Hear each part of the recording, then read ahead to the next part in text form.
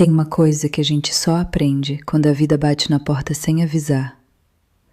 Nem toda raiva é braveza. Tem raiva que é silenciosa. Raiva que tira a gente do chão e, sem fazer barulho nenhum, a leva para um lugar que a gente nunca imaginava que chegaria.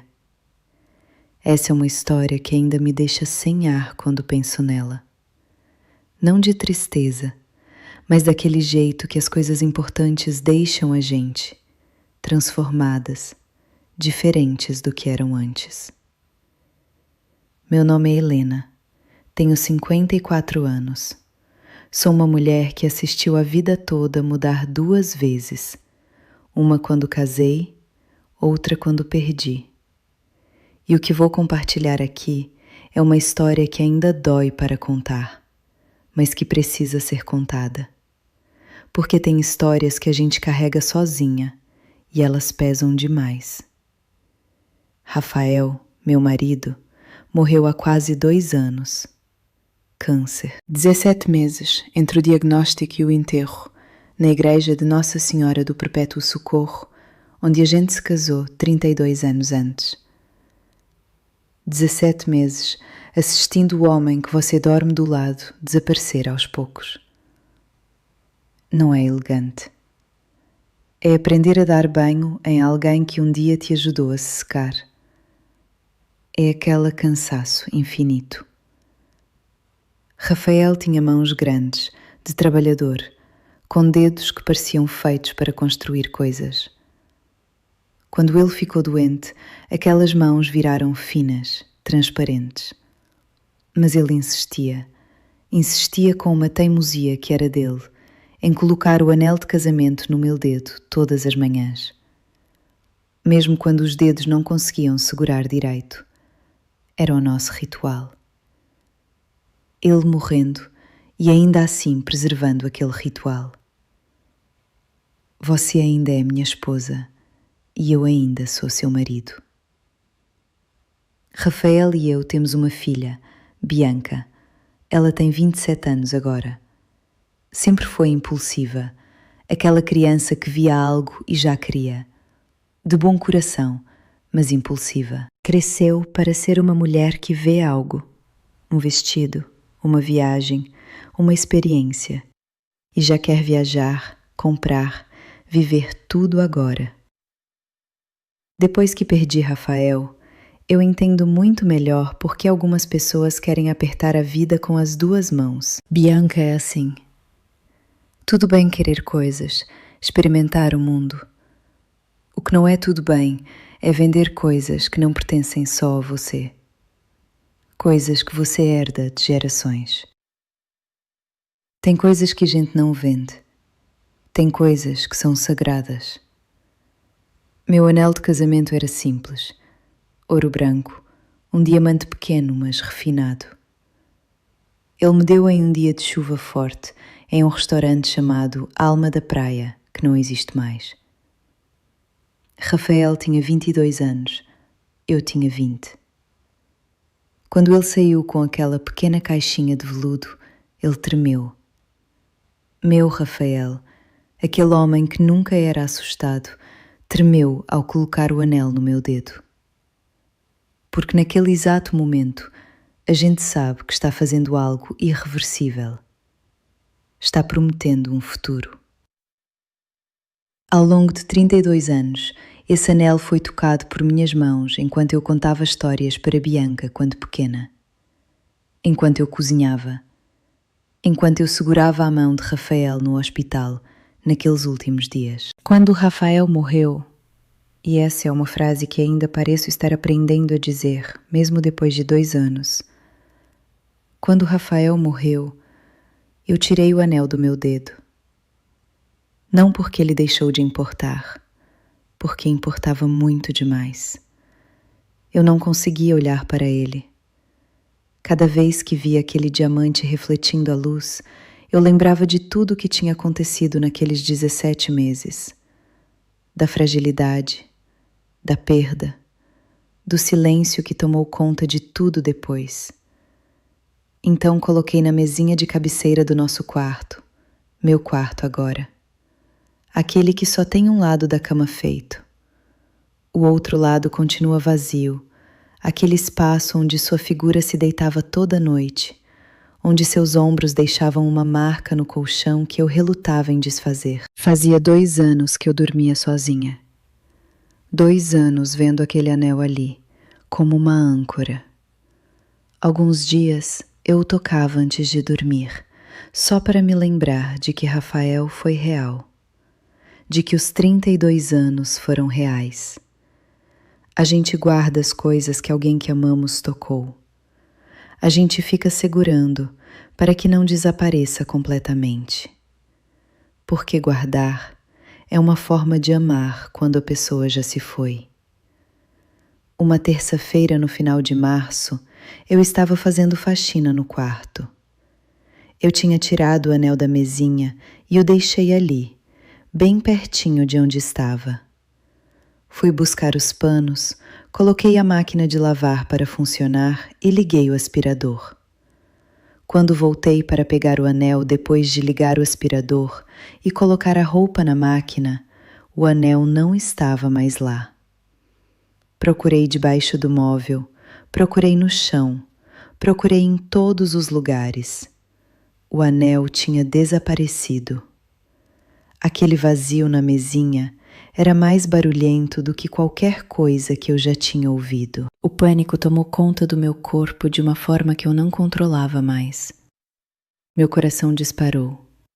Minhas mãos começaram a tremer. Mas aí uma coisa entrou na minha cabeça. Bianca tinha estado aqui no fim de semana. Bianca mora a uns 40 minutos de distância, em um apartamento alugado em outra parte da cidade. Ela veio aqui no sábado à noite, dormiu no quarto dela e saiu no domingo cedo. Ela estava diferente naquele fim de semana. Tinha aquele brilho nos olhos que significa: eu estou escondendo algo. Você sabe aquele jeito que as pessoas têm de tentar agir normal, mas a energia não acompanha? Era isso.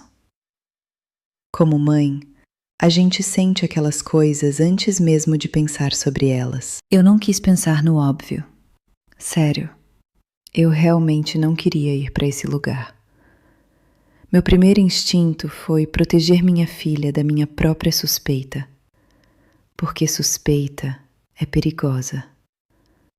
Uma vez que você a deixa entrar, ela toma conta de tudo. Mas a gente sabe como é quando conhece alguém desde que ele nasce. Quando esteve lá no parto, quando contou cada dedo, quando acordava de madrugada porque aquele bebê estava chorando. A gente sente quando algo está errado. A gente sente no corpo. Passei a noite toda vendo aquela mesinha vazia. Não consegui dormir direito. No fundo, eu já sabia. Naquele jeito que a gente sabe coisas antes de realmente saber. Uma coisa com a qual você dorme há 2 anos não simplesmente desaparece. A menos que alguém a tenha tirado.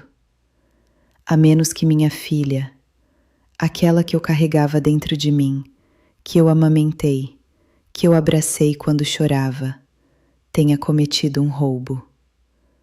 No dia seguinte, eu já tinha tomado uma decisão. Não era Bianca quem tinha que me contar. Fui eu quem tinha que descobrir. Construir a verdade com cuidado, prova por prova. Fiz uma coisa que não tenho muito orgulho de ter feito, mas eu fiz. Entrei no Facebook de Bianca. Sim, controlei minha filha. Tipo de mãe que ela certamente não gostaria de saber que eu sou. Mas você ama alguém há 27 anos, carrega esse alguém dentro de você enquanto cresce e de repente sente aquele vazio na mesinha. Você faz coisas que normalmente não faria. Você cruza linhas que normalmente não cruzaria. Porque o medo é mais forte que a vergonha. Vi um álbum inteiro sobre um cruzeiro com 3 amigas, Camila, Gabriela e Paula. Confirmada em um cruzeiro que eu não sabia que ela tinha dinheiro para pagar. Quando Bianca foi-me visitar a semana anterior, ela nem tinha mencionado isso. Comemos almoço. Ela comeu aquele prato de macarrão que ela adora desde pequena e não mencionou uma palavra sobre este cruzeiro. Bianca é irresponsável financeiramente. Mas eu nunca achava que ela roubaria algo sagrado. Aquele anel custava mais de 20.000 reais quando Rafael comprou, há 20 e poucos anos. Mas a gente sabe como é.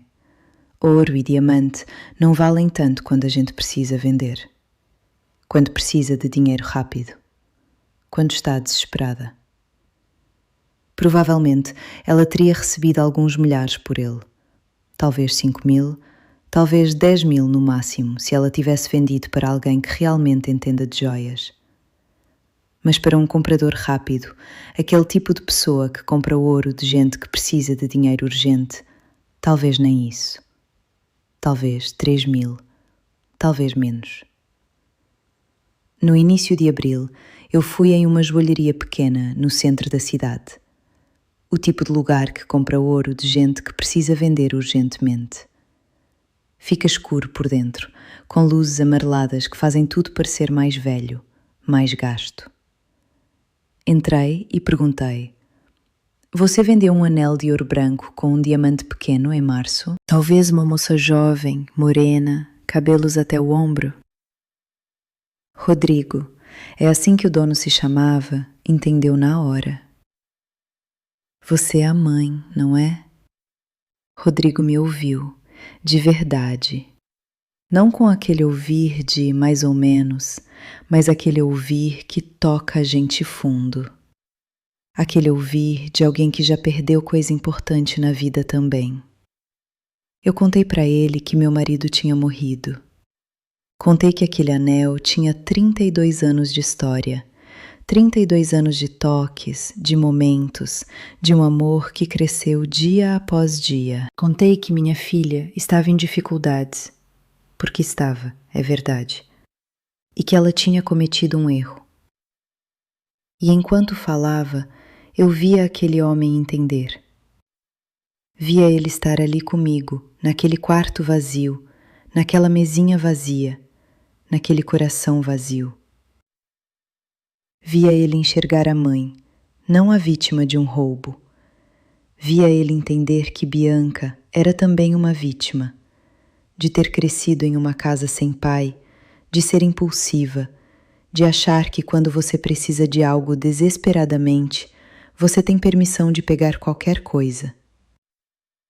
Rodrigo me mostrou o anel, e ali mesmo na vitrine, com toda a luz caindo sobre aquele ouro branco, aquele diamante que conhecia minha pele melhor do que muitas pessoas, eu senti uma coisa que não esperava. Alívio. Alívio de que existia, de que não tinha desaparecido para sempre. Peguei o anel com as mãos dele. Rodrigo colocou nas minhas palmas com cuidado, como se colocasse algo sagrado, e foi como receber um presente. Como receber uma parte de Rafael de volta. Meu corpo inteiro reconheceu aquele peso, e naquele segundo, todo aquele ódio que eu tinha pela Bianca dissipou um pouco. Não desapareceu, mas dissipou, porque o anel existia, porque Rafael existia, porque ele ainda estava aqui, de alguma forma, naquele pedaço de metal e naquele diamante que tinha crescido com a gente. Rodrigo disse que ia me emprestar. Mentira bonita, uma mentira gentil. Ele sabia que eu não ia devolver. Sabia que aquele anel tinha que voltar para as mãos que o amavam e que ele não podia estar envolvido em nenhuma negociação que machucasse Bianca. Havia bravura naquela mentira. Havia uma bondade que eu não esperava. Peguei o anel de novo. Depois de semanas desaparecido, ali estava. Pesava diferente. Ou talvez eu fosse mais pesada com a raiva, com a decepção, com o remorso. Sim, remorso meu também, porque culpar uma filha pesa. Pensei no que fazer, com clareza. Aquela clareza que vem depois que a gente consegue enxergar com os olhos limpos. Aquela lucidez que é pior do que a cegueira. Porque quando a gente vê, não consegue não ver nunca mais. Eu podia fingir que nada tinha acontecido. Existem mães que cobrem coisas, que deixam passar, que silenciam para proteger. Mas Rafael merecia mais. Merecia ser lembrado, não esquecido por uma venda impulsiva. Tinha amado Bianca com uma intensidade que a gente só consegue amar quando sabe que não vai estar aqui. E Bianca merecia uma mãe que não era fraca. Uma mãe que a amava tanto que era capaz de fazer coisas difíceis. Então fiz algo que poucos fariam. Algo que exigiu que segurasse minha raiva e a transformasse em algo construtivo. Abri a caixinha original do anel. Aquela velha caixinha de veludo vermelho que vinha desde o dia do casamento. Aquele dia chuvoso naquele restaurante que não existe mais. E descobri o que Bianca nunca tinha visto. O que ela tinha quase destruído sem saber. Dentro daquele compartimento secreto, o que ficava no fundo, que você só sabia que existia se alguém tivesse te mostrado, se você tivesse explorado aquela caixinha completamente. Havia um bilhete. Pequeno, bem enrolado, amarelado um pouco, como o papel que envelhece nos anos, mas ainda inteiro, com a letra de Rafael. Meu coração parou. Aquele tipo de parada que dura uma eternidade em um segundo. Uma eternidade de reconhecimento. Porque eu sabia exatamente o que era aquilo. Eu sabia desde o dia em que ele me deu. Desde aquele dia em que Rafael me chamou para contar um segredo que ia transformar tudo. 2 meses antes de Rafael morrer, quando ele ainda andava, ainda falava sem dificuldade, ainda tinha aquele brilho nos olhos que começava a apagar, como uma vela que sente a brisa, ele me pediu um dia em particular. Chamou para entrar no quarto, fechou a porta bem devagar. Eu lembro de como fechou a porta, com tanta certeza, com aquela certeza de alguém que faz algo importante, e pediu que eu sentasse. Meu coração sabia que aquilo não era bom. O corpo da gente sabe quando vai ouvir coisa importante, quando vai ouvir uma conversa que vai mudar tudo, quando vai ouvir uma despedida mascarada de segredo.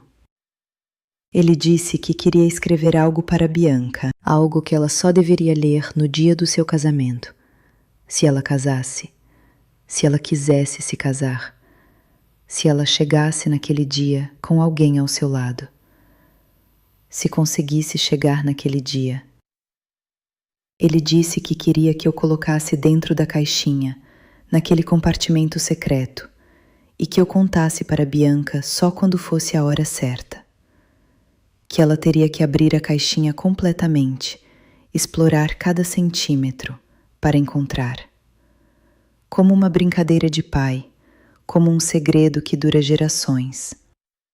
Rafael sabia que ele não ia estar no casamento da filha. Ele sabia disso com uma clareza que faz a gente sofrer só de pensar. Sabia que Bianca ia ficar órfã de pai em um dia que deveria ser de alegria. E ele quis deixar algo, uma mensagem, um amor que não pudesse ser roubado porque estaria escondido. Um amor que só faria sentido se ele encontrasse a verdade dentro daquele anel. Eu guardei aquele bilhete como se fosse ouro, porque era ouro. Era infinitamente mais valioso do que o diamante que estava naquele anel. Era as últimas palavras de um pai para a filha. Era o futuro, escrito por alguém que sabia que não estaria aqui para vê-lo. Era uma conversa que Rafael queria ter com Bianca, mas de uma forma que ninguém conseguisse apagar ou desfazer. E agora, olhando para aquele pedacinho de papel, com a letra de um homem que não respirava mais, com a letra que reconhecia em cada bilhete que deixava na minha bolsa, em cada post-it sobre a geladeira, em cada recado deixado para Bianca quando ela saía de casa. Eu entendi uma coisa que me derrubou. Minha filha tinha quase destruído a última mensagem que seu pai tinha deixado para ela. Ela tinha quase vendido as palavras de Rafael. Tinha quase feito desaparecer, para sempre, aquela caixinha com aquele bilhete. Porque queria um cruzeiro. Bianca não sabia, não tinha como ela saber. Ela vendeu aquele anel sem abrir completamente a caixinha. Estava desesperada por um cruzeiro, por um momento de diversão, por uma semana longe da realidade e dos seus próprios problemas. E ela vendeu sem checar se tinha algo dentro daquele compartimento secreto. Vendeu sem explorar. Vendeu rápido, como se aquilo fosse só uma coisa de ouro e não uma coisa de amor. Como se aquilo fosse só um objeto e não uma voz.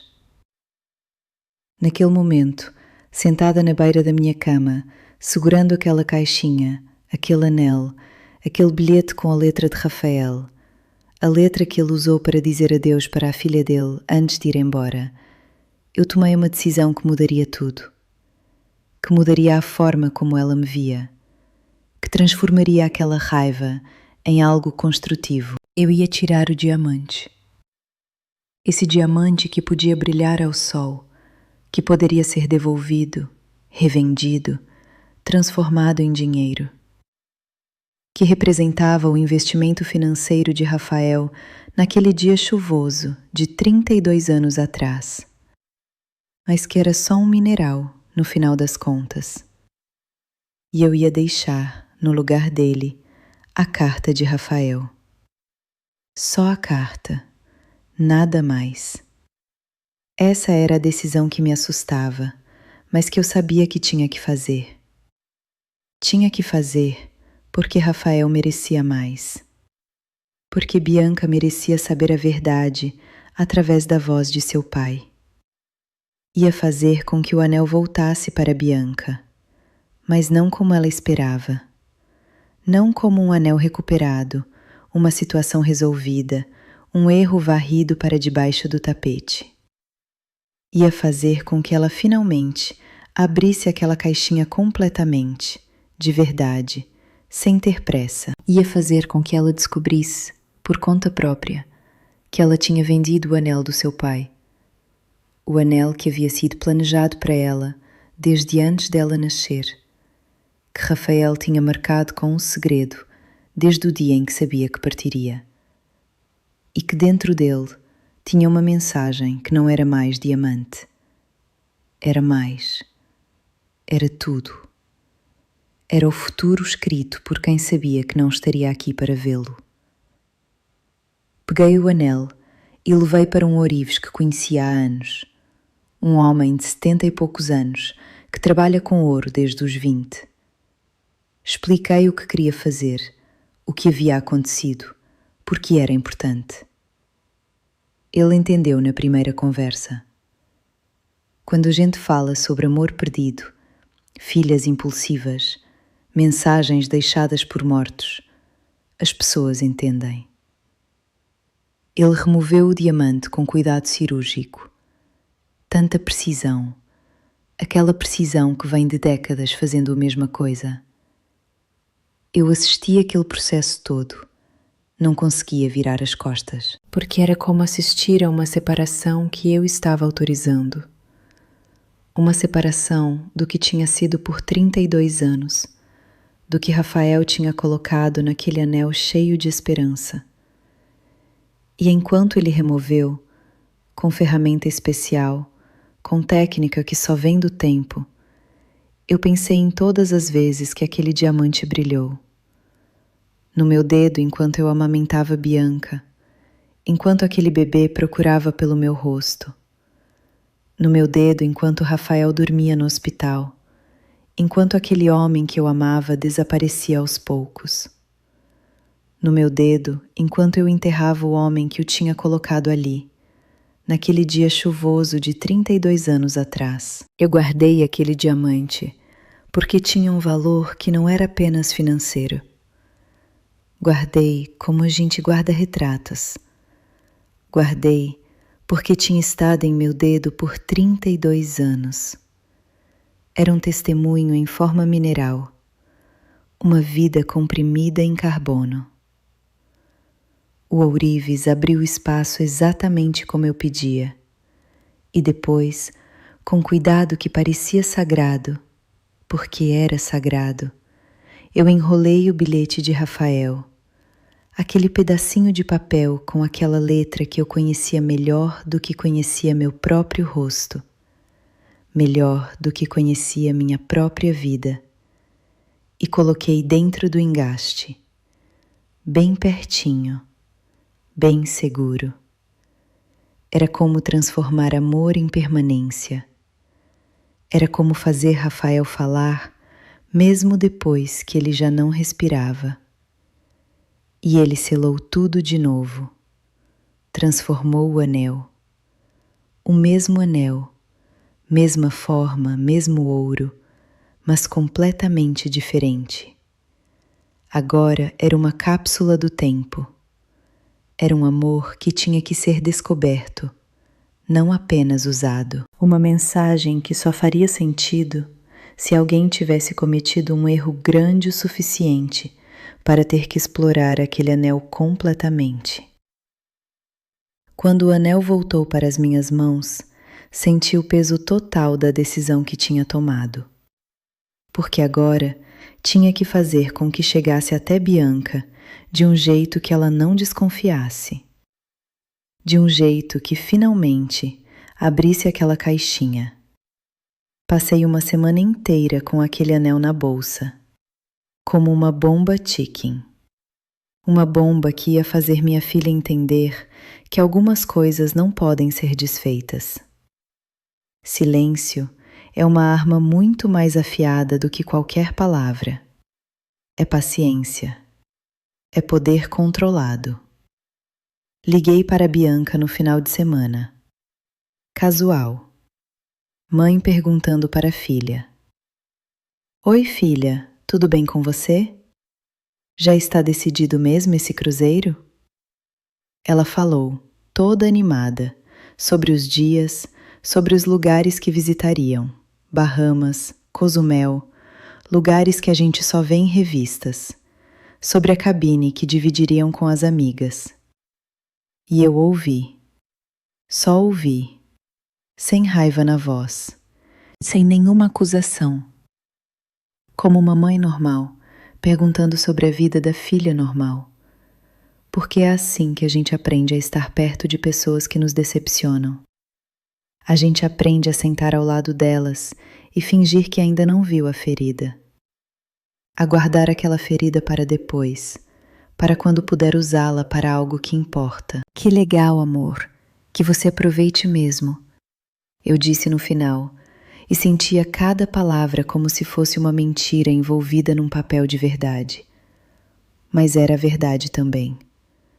Queria que aproveitasse a vida, que sentisse liberdade, mas queria que aprendesse que nem tudo pode ser comprado, que nem tudo pode ser vendido.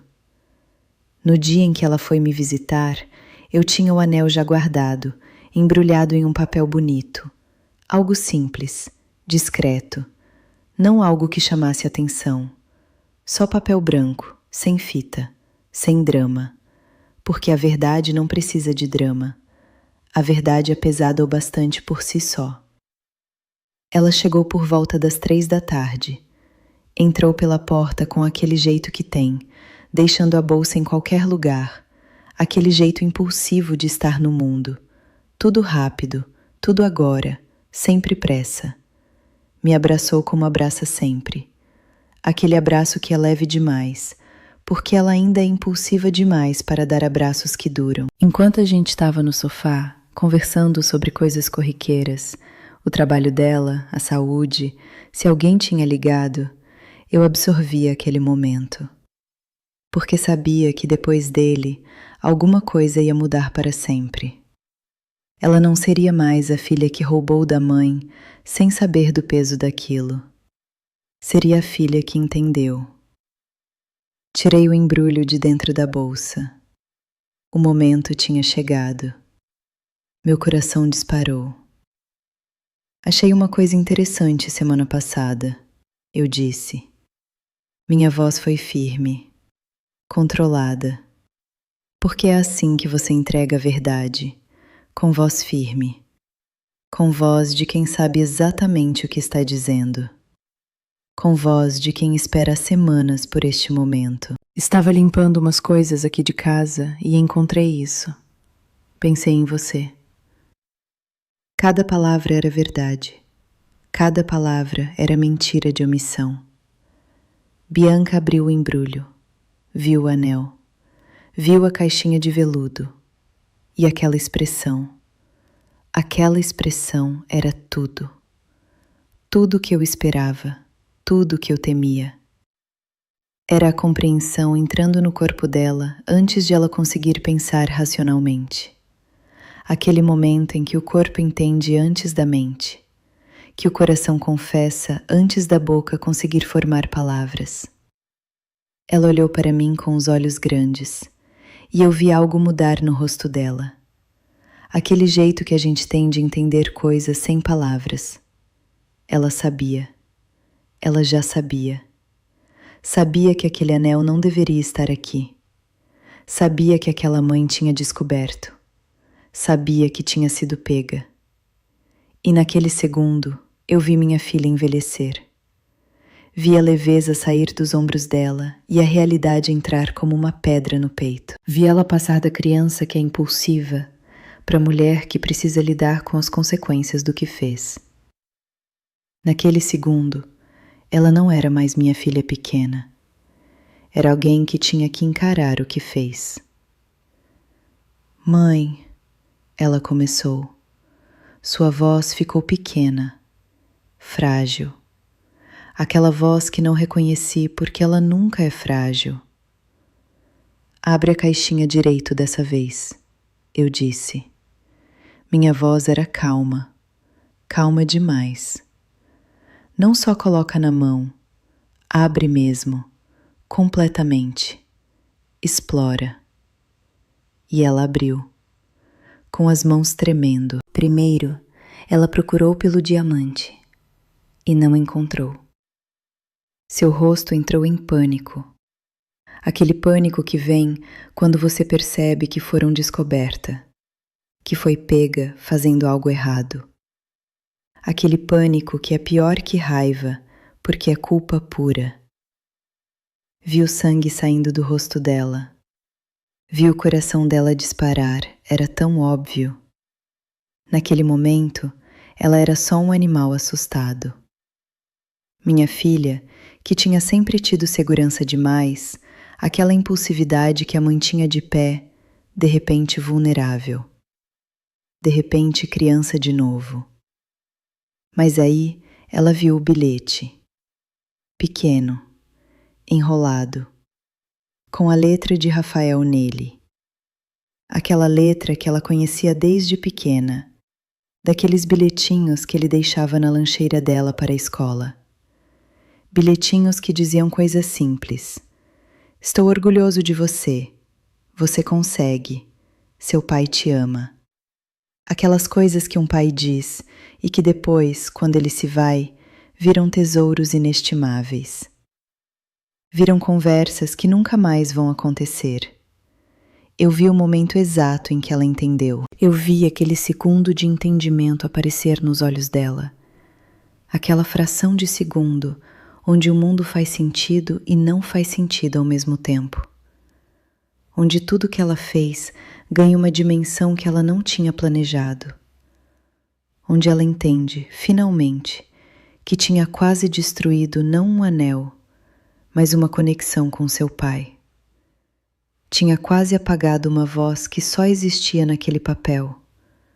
Uma conversa que nunca ia acontecer de verdade. Ela desdobrou o bilhete com as mãos tremendo. Aquelas mãos que tinham roubado de mim agora tremiam. aquelas mãos que tinham tirado do meu dedo uma parte de mim, a parte que eu mais amava, agora não conseguiam segurar uma folha de papel. O bilhete era tão frágil, tão facilmente quebrável, tão próximo de desaparecer para sempre. Aquele papel que era tudo, tudo que Rafael conseguiu deixar para ela. Mãe, o que é isso? Onde está o diamante? Eu não respondi. Não havia resposta que fizesse sentido naquele momento. Só deixei ela ler. Deixei que ela descobrisse sozinha. Porque esse era o ponto inteiro. Ela tinha que descobrir por conta própria. Tinha que sentir o peso total do que tinha feito. Não nas minhas palavras de raiva, porque aquelas palavras só causam defesa, só causam afastamento, mas na voz do seu próprio pai. Ali estava a punição perfeita. O amor dela pedia contas. E enquanto ela lia, enquanto os olhos dela se moviam sobre a letra de Rafael, lentamente, como se tocassem cada palavra, eu vi a transformação acontecer. O pai dela, que tinha morrido. O homem que ela não ia estar lá quando ela se casasse. Que não ia conhecer os netos dela. Que não ia aproveitar nada do futuro que ela ia construir. Que tinha morrido, sem saber quem Bianca ia se tornar. Mas que sabia.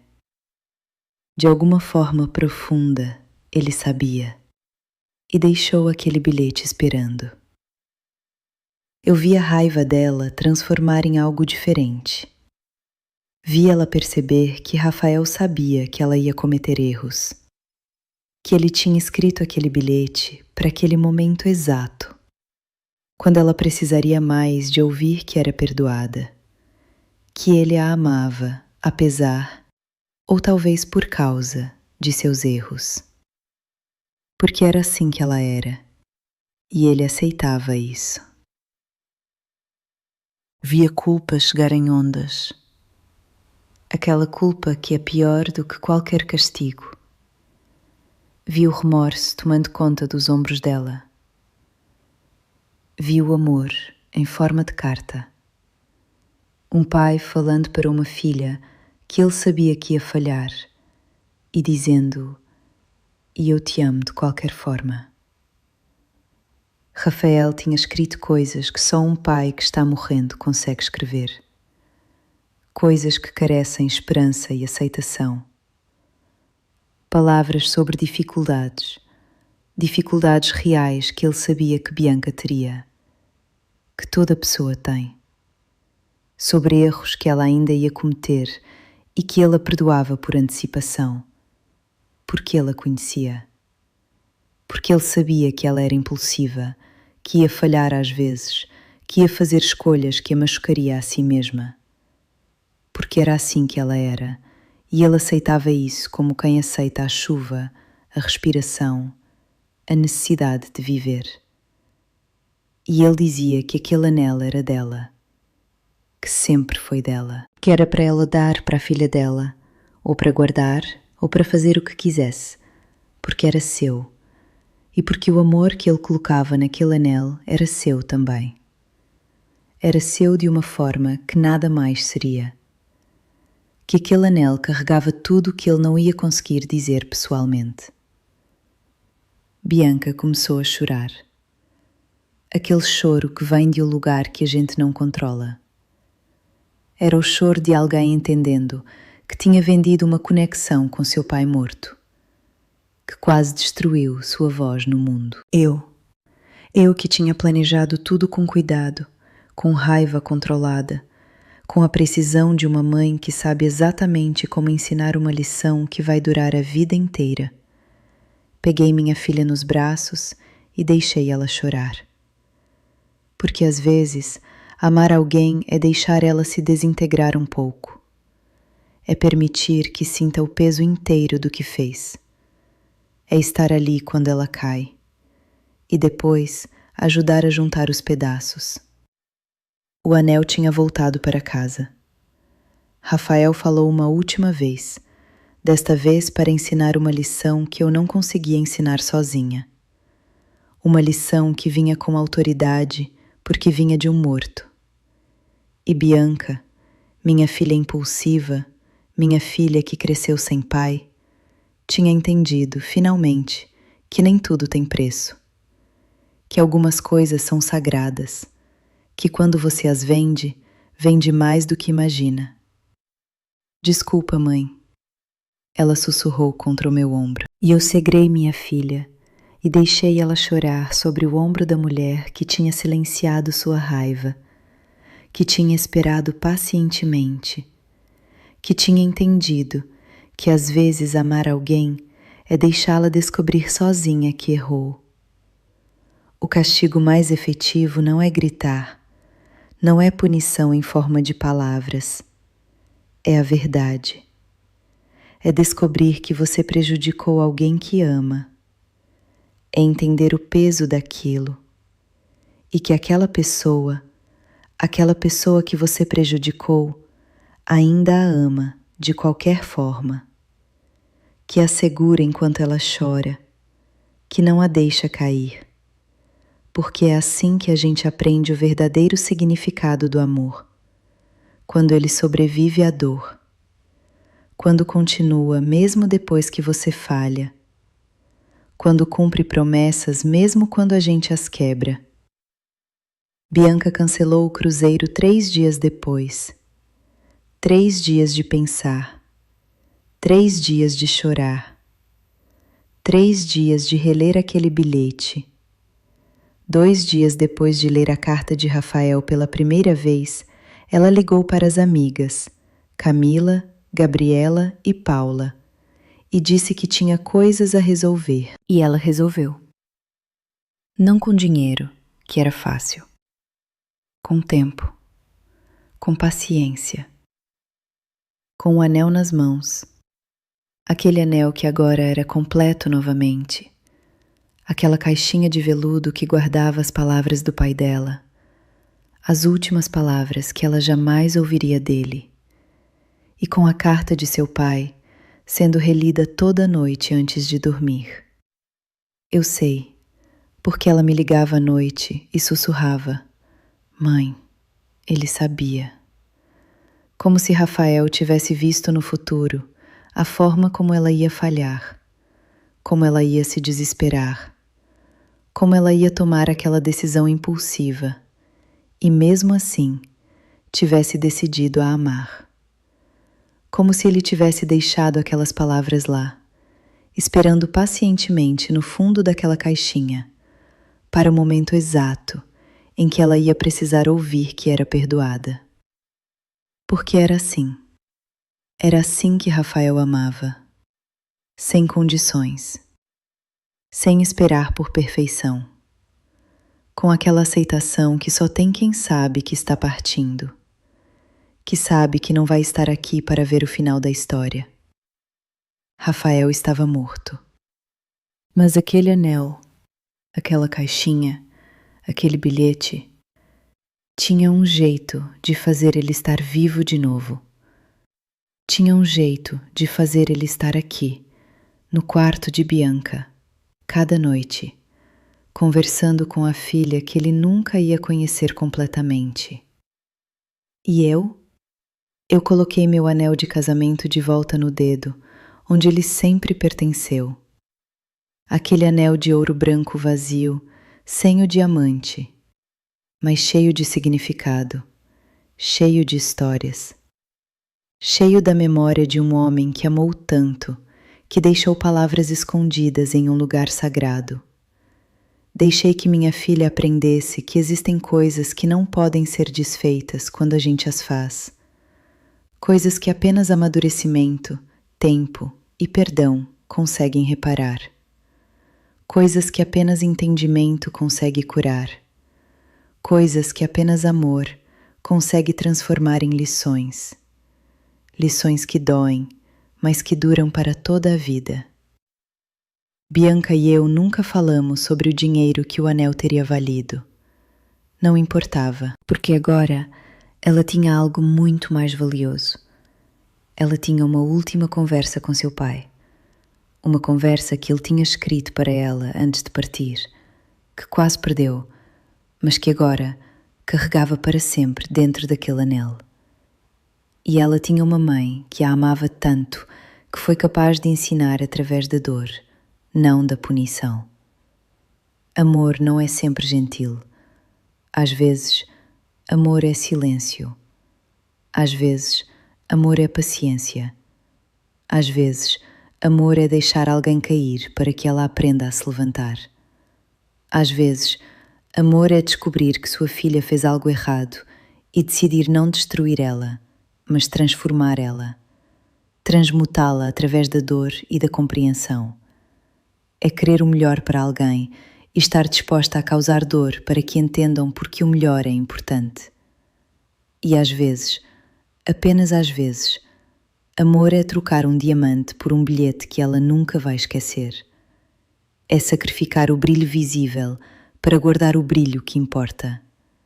É colocar palavras no lugar de coisas. É escolher uma voz que dura para sempre, em vez de algo que pode ser vendido. É fazer com que a verdade fale, mesmo depois que você não consegue mais falar.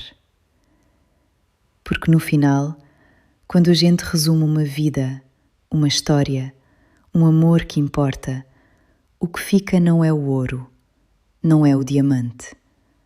É o papel, é a letra, é a voz do morto falando para o vivo, dizendo: eu sabia que você ia falhar e eu te amo mesmo assim.